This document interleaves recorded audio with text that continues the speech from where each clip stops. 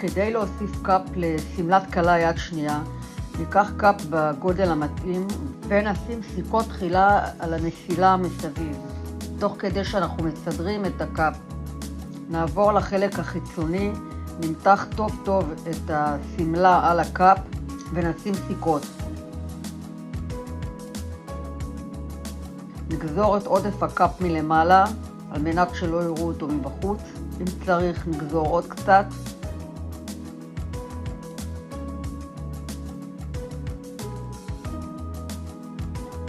ועכשיו נתחיל לתפור מלמטה, לתפור את הקאפ ואז את המסילה ושוב את הקאפ ואז את המסילה. ככה לתפור מסביב.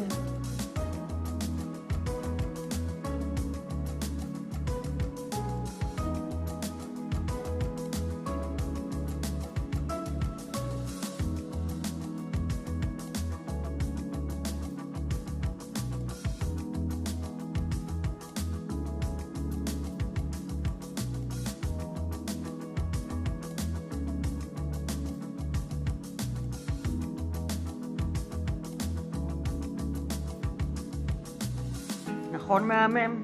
לעוד טיפים שווים, תמשיכו לעקוב.